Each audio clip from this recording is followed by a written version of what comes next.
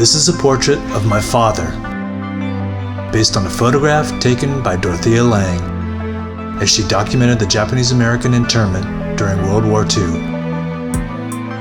She took a total of 3 photographs of my father and his family. My father went from a high school student in San Francisco to the Topaz Internment Camp in the deserts of Utah. From camp, he enlisted and joined the U.S. war effort while his family stayed behind. He enrolled in the Military Intelligence Service, a unit primarily composed of second-generation Japanese Americans called Nisei, who were trained as linguists. Graduates of the MIS language school were attached to other military units to provide translation, interpretation, and interrogation services. They served with the United States Army, Navy, and Marine Corps, as well as the British, Australian, New Zealand, Canadian, Chinese, and Indian combat units fighting the Japanese in the Pacific Theater.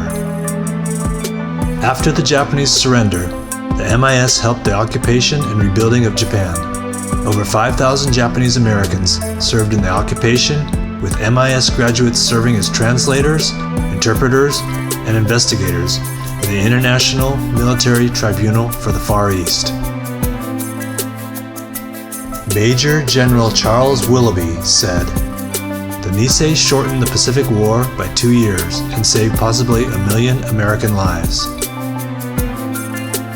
Because of the highly classified and secret nature of these missions, knowledge of the work of many MIS soldiers was largely missing during the war and even decades afterwards. The role and activities of the MIS was kept in secrecy for more than 30 years. The few records about its activities were finally made available to the public in 1972 under the Freedom of Information Act. However, much still remains unknown today. What began as an experimental military intelligence language training program, launched on a budget of $2,000, eventually became the forerunner of today's Defense Language Institute for the tens of thousands of linguists who serve American interests throughout the world. In April 2000, more than 50 years after World War II, the Military Intelligence Service became the recipient of the Presidential Unit Citation, the highest honor given to a U.S. military unit. I use the words of Executive Order 9066, which established the internment camps for Japanese Americans, as the marks that form the portrait.